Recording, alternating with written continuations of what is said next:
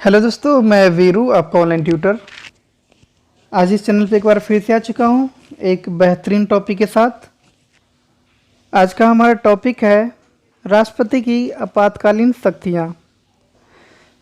दोस्तों, हम इसमें पढ़ेंगे कि आपातकालीन शक्तियाँ क्या है और इसकी क्या आलोचनाएँ हैं। ये सब हम इस वीडियो में कवर करेंगे। ये वीडियो थोड़ा सा बड़ा हो सकता है, लेकिन ये 11th क्लास और बीए सेकेंड ईयर का सबसे इम्पोर्टेंट है। बीए सेकेंड ईयर का हमारे देश में राष्ट्रपति का पद सबसे बड़ा है। हमारे देश का राजा यानी कि देश का सबसे बड़ा जो पद अधिकारी है, देश का पहला जो नागरिक है, वो राष्ट्रपति होता है। हमारे देश में सारी शक्तियाँ राष्ट्रपति में निहित होता है, राष्ट्रपति को दी गई होती है। लेकिन देश में संसदीय प्रणाली होने की वजह से इनकी शक्तियों का प्रयोग मंत्रिपरिषद करता है। लेकिन मंत्रिपरिषद जो भी कार्य करता है, देश में जो भी शासन संबंधी कार्य चलता है, प्रशासन चलता है, वो राष्ट्रपति के नाम से ही चलता है। तो आप सोच समझ सकते हैं कि देश में राष्ट्रपति का पद भी बहुत महत्वपूर्ण है, गरिमापूर्ण है। राष्ट्रपति को दो स्थितियों में दो प्रकार से शक्तियां दी गई है। साधारण स्थिति में शांतिकालीन शक्तियां दी गई है और असाधारण स्थिति में आपातकालीन शक्तियां दी गई है। और हम आज आपातकालीन शक्तियों के बारे में पढ़ेंगे और इसकी जो भी आलोचनाएं हैं, ये सब हम समझेंगे। तो चलिए समझते हैं। केंद्रीय आपातकाल के बारे में सबसे पहले हम समझते हैं।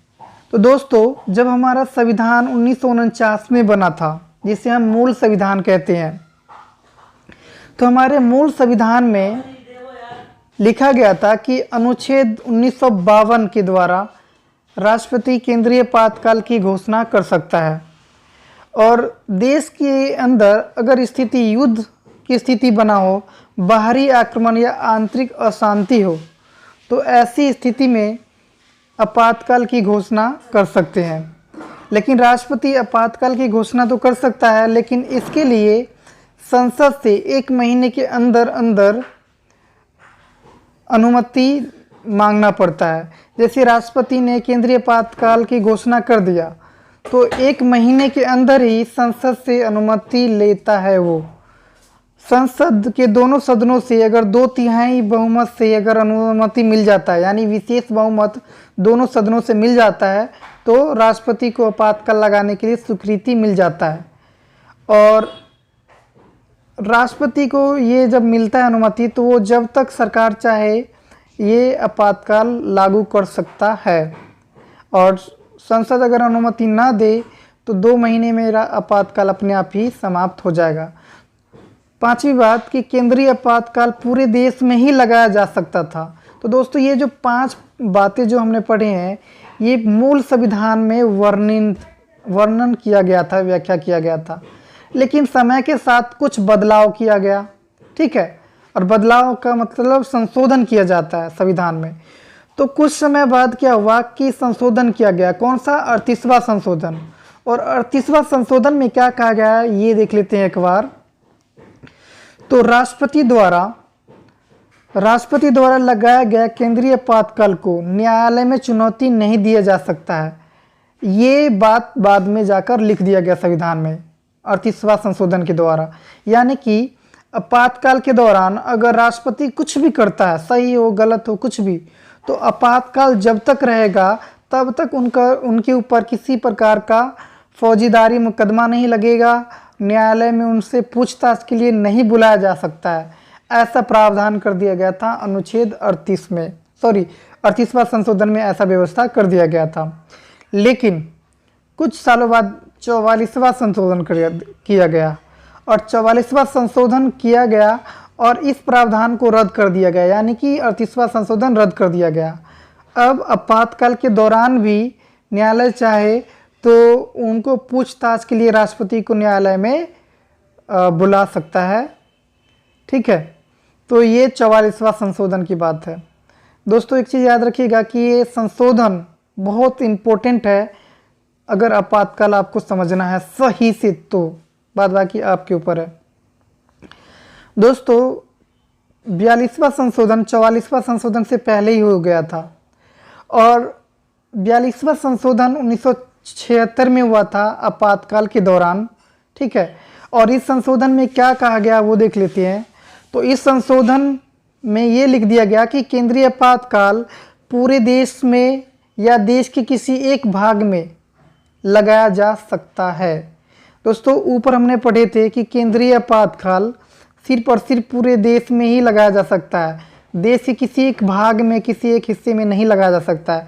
लेकिन 42वां संशोधन किया गया यहाँ पे आप देख सकते हैं और इसमें लिख दिया गया कि ये पूरे देश में भी लगाया जा सकता है और ज़रूरत पड़े तो देश के किसी एक भाग में भी केंद्रीय आपातकाल लगाया जा सकता है। अब समझ लेते हैं कि केंद्रीय आपातकाल कितने बार लगाया जा चुका है। तो 1962 में चीन के साथ भारत का युद्ध हो रहा था, 1971 में भारत का पाकिस्तान के साथ युद्ध हो रहा था, तो इन दोनों समय में आपातकाल लगाया गया, केंद्रीय आपातकाल। फिर 1975 में भी आपातकाल लगाया गया था देश के अंदर, आंतरिक अशांति को स्थिति को ध्यान में रखते हुए। तो ये अब तक देश में 3 बार केंद्रीय आपातकाल लगाया जा चुका है। दोस्तों 44वां संशोधन हम सही से पढ़ने जा रहे हैं कि 44वां संशोधन में क्या लिख दिया गया। 44वां संशोधन बहुत महत्वपूर्ण है अभी की दृष्टि से, क्योंकि मूल संविधान में जो लिख दिया गया वो लिख दिया गया, लेकिन अब कुछ बातें चेंज कर दिया गया आपातकाल में, और ये जानना बहुत ज़्यादा ज़रूरी है, इसी से आपको मार्क्स मिलने वाला है। तो 44वां संशोधन कर दिया गया और इसमें कुछ व्यवस्थाएं यानी कुछ प्रावधान कर दी गई ताकि देश का शासक वर्ग आपातकालीन शक्ति का दुरुपयोग ना कर सके। और ये क्या प्रावधान किया गया 44वां संशोधन के द्वारा? तो पहला प्रावधान ये कर दिया गया कि केंद्रीय आपातकाल की घोषणा अब मंत्रिमंडल द्वारा लिखित सलाह, लिखित परामर्श के आधार पर ही किया जा सकता है। दूसरा, पहले क्या था कि मूल संविधान में लिख दिया गया था, लिखा हुआ था कि युद्ध, बाहरी आक्रमण और आंतरिक अशांति की स्थिति में ही आपातकाल लगाया जा सकता है। लेकिन अब 44वां संशोधन कर दिया गया और ये लिख दिया गया कि युद्ध, बाहरी आक्रमण और सशस्त्र विद्रोह की स्थिति में ही आपातकाल लगाया जा सकता है, और सिर्फ आंतरिक अशांति के आधार पे आपातकाल, केंद्रीय आपातकाल नहीं लगाया जा सकता है। ऊपर के जो 3 कारण हैं उसके आधार पे आपातकाल लगाया जा सकता है, और सिर्फ आंतरिक अशांति के आधार पर केंद्रीय आपातकाल नहीं लगाया जा सकता है। तीसरा प्रावधान ये कह दिया गया कि आपातकाल घोषणा करने के 1 महीने के अंदर अंदर संसद से अनुमति लेना पड़ेगा। 2/3 बहुमत से अनुमति मिलेगा तो 6 महीने के लिए आपातकाल लागू हो सकता है। और मैंने बताया था ऊपर मूल संविधान में क्या लिखा हुआ था कि संसद की अनुमति अगर मिले तो सरकार जब तक चाहे तब तक आपातकाल लागू कर सकता है। ठीक है, लेकिन अब संशोधन कर दिया गया 44वां संशोधन, और इसमें ये लिख दिया गया कि भाई संसद की अनुमति मिलने के बाद सिर्फ 6 महीने के लिए ही आपातकाल आप लगा सकती हो, और अनुमति नहीं मिलेगा तो 2 महीने के लिए तो लगना ही है। तीसरी बात, मतलब चौथी बात, क्या प्रावधान किया गया संशोधन में 44वां संशोधन में? तो 44वां संशोधन में चौथी बात ये कह दिया गया कि भाई आपको आपातकाल लगाना है तो दोनों सदनों से विशेष बहुमत, यानी दोनों सदनों से 2/3 बहुमत प्राप्त करना पड़ेगा, स्वीकृति लेना पड़ेगा। लेकिन समाप्त करना है तो साधारण बहुमत से भी, दोनों सदनों में साधारण बहुमत भी मिल गया ना तो आपातकाल समाप्त हो जाएगा। तो ये आपातकाल में चेंज किया गया। फिर दोस्तों एक चीज़ समझ लेते हैं कि केंद्रीय आपातकाल जब लगता है तो क्या प्रभाव पड़ता है। तो याद रखिएगा कि मूल संविधान में क्या लिखा हुआ था, पहले जब संविधान बना था तो उस समय क्या लिख दिया गया था? तो उस समय ये लिखा हुआ था कि अनुच्छेद 19 में 6 स्वतंत्रताएं जो दी गई है देश के नागरिकों को, वो स्थगित हो जाएगा केंद्रीय आपातकाल लगते ही। लेकिन 44वां संशोधन कर दिया गया और 44वां संशोधन में लिखा गया कि अगर केंद्रीय आपातकाल युद्ध और बाहरी आक्रमण की स्थिति में अगर लगाया गया है तो 6 स्वतंत्रताएं जो दी गई है अनुच्छेद 19 में वो स्थगित हो जाएगी। लेकिन सशस्त्र विद्रोह के आधार पर अगर आपातकाल लगाया गया है तो स्वतंत्रताएं स्थगित नहीं होंगी। ठीक है, पहली ये प्रभाव देखने को मिला और बदलाव भी कर दिया गया बाद में। तो ये आप समझिए, पहली प्रभाव क्या था, 6 स्वतंत्रताएं स्थगित हो सकता है। दूसरा क्या था कि हमारे पास 6 जो मौलिक अधिकार है उसको रद्द किया जा सकता था। मूल संविधान में ये लिखा हुआ था, लेकिन 44वां संशोधन कर दिया गया और उसमें लिख दिया गया कि सारे मौलिक अधिकार हनन कर सकते हो आप, लेकिन संवैधानिक उपचारों के अधिकारों को आप स्थगित नहीं कर सकते हो। यानी कि इसको न्यायपूर्ण बनाया रखा है। जब भी हमारे अधिकारों का हनन होगा तो हम आपातकाल के दौरान भी न्यायपालिका से शरण ले सकते हैं, उन अधिकारों की वापसी की मांग कर सकते हैं। और नेक्स्ट है हमारा कि संसद केंद्र सूची और राज्य सूची और समवर्ती सूची तीनों में ही कानून बना सकता है। हालांकि राज्य सूची में संसद को कानून बनाने का अधिकार नहीं होता है, लेकिन जब केंद्रीय आपातकाल लगे या प्रांतीय आपातकाल लगे या वित्तीय आपातकाल लगे, इन स्थिति में राज्य सूची में भी कानून बना सकता है संसद यानी केंद्र सरकार। पहली बात ये याद रखिएगा। दूसरी चीज़, जब केंद्रीय आपातकाल लगे या प्रांतीय आपातकाल लगे या वित्तीय आपातकाल लगे, तीनों ही आपातकाल में केंद्रीय कार्यपालिका प्रांतीय कार्यपालिका को निर्देश दे सकता है उनके प्रशासन से संबंधित, उनके कार्यों से संबंधित कि किस प्रकार से कार्य करना है। नेक्स्ट बात है कि राष्ट्रपति न्यायपालिका की शक्ति को छोड़ करके देश की सारी शक्तियों को अपने हाथों में ले सकता है। तो ये 5 प्रभाव केंद्रीय आपातकाल का है। अब फटाफट प्रांतीय आपातकाल के बारे में भी हम पढ़ लेते हैं, इसमें ज़्यादा बातें हैं नहीं है, फटाफट ये ख़त्म हो जाएगा। तो प्रांतीय आपातकाल के बारे में मूल संविधान में क्या लिखा हुआ था, तो मूल संविधान में ये लिखा हुआ था कि अनुच्छेद 356 के द्वारा राष्ट्रपति आपातकाल की घोषणा करेगा जब राज्यपाल आपातकाल के लिए प्रतिवेदन दे तब। यानी कि राज्यपाल को विश्वास हो जाए कि राज्य में संविधान के विपरीत कार्य चल रहा है, संविधान के अनुसार कार्य नहीं चल रहा है, तो ऐसी स्थिति में राष्ट्रपति को राज्यपाल सलाह देता है, परामर्श देता है कि आपको प्रांतीय आपातकाल घोषित कर देना चाहिए।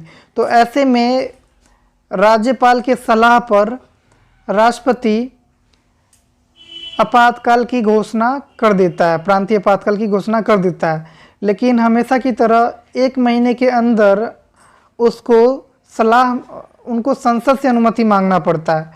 संसद से अनुमति मांगता है तो 6 महीने के लिए आपातकाल लगा सकता है वो, ठीक है।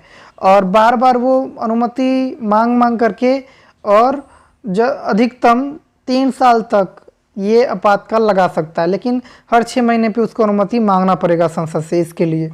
और बिना अनुमति पे हमेशा की तरह 2 महीने में समाप्त हो जाता है। अब दोस्तों याद रखिएगा 42वां संशोधन में क्या लिख दिया गया, तो 42वां संशोधन में सिर्फ एक काम कर दिया गया कि जो 6 महीने का जो प्रांतीय आपातकाल था ना उसको 1 साल का कर दिया गया। जैसे मैंने बताया था, यहाँ पे आप देख रहे होंगे कि संसद के अनुमति पर 6 महीने के लिए आपातकाल लगा सकता है, लेकिन 42वां संशोधन में लिख दिया गया कि भाई संसद की अनुमति पर 1 साल के लिए प्रांतीय आपातकाल लगा सकता है। लेकिन 42वां संशोधन का उल्टा तो 44वां संशोधन है। 44वां संशोधन कुछ सालों बाद किया गया था और इसमें वापस 1 साल से 6 महीने कर दिया गया, ठीक है। तो ये चीज़ आपको समझ में आ गया होगा। और प्रांतीय आपातकाल अब तक 100 से अधिक बार घोषित की जा चुकी है, यानी कि अब तक लगभग 130 बार घोषित किया जा चुका है। और केंद्रीय आपातकाल कितना 3 बार घोषित किया जा चुका है, 62 में, 71 में और 75 में।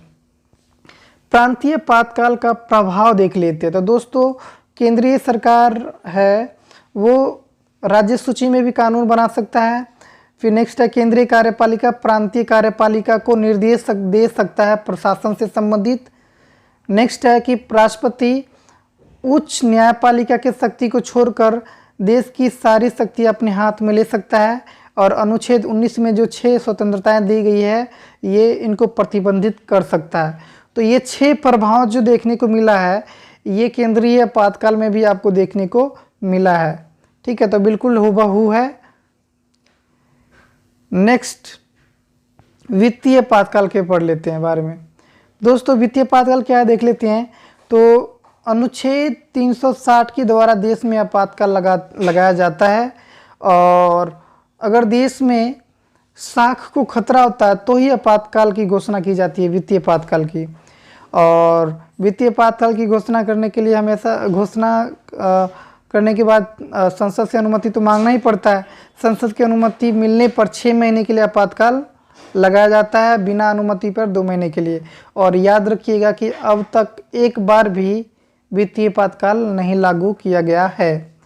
और इसकी प्रभाव की बात करें तो जो हमने पढ़े थे पिछले केंद्रीय आपातकाल, प्रांतीय आपातकाल में, लगभग कुछ बातें यहाँ पे देखने को मिलेगा। जैसे आप नीचे देख रहे होंगे कि केंद्रीय कार्यपालिका प्रांतीय कार्यपालिका को शासन संबंधी सलाह दे सकता है, और अनुच्छेद 19 में जो 6 स्वतंत्रताएं दी गई है उनको स्थगित किया जा सकता है।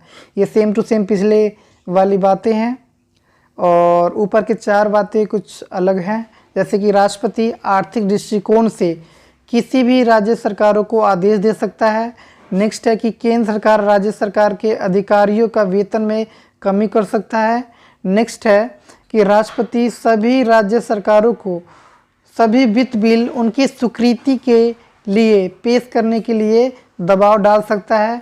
और सबसे महत्वपूर्ण कि राष्ट्रपति केंद्र व राज्य सरकारों के धन बंटवारे संबंधित प्रावधानों में बदलाव कर सकता है। तो दोस्तों सबसे बेहतरीन ढंग से समझाने की कोशिश किया हूँ, और ऐसा वीडियो बार बार नहीं मिलता है। तो प्लीज़ वीडियो अगर अच्छा लगा हो तो प्लीज़ लाइक, शेयर, कमेंट और सब्सक्राइब कर दीजिएगा, और साथ ही बेल आइकन को दबा लीजिएगा ताकि हमारा न्यू वीडियो का नोटिफिकेशन जल्दी मिल जाए। Thank you so much.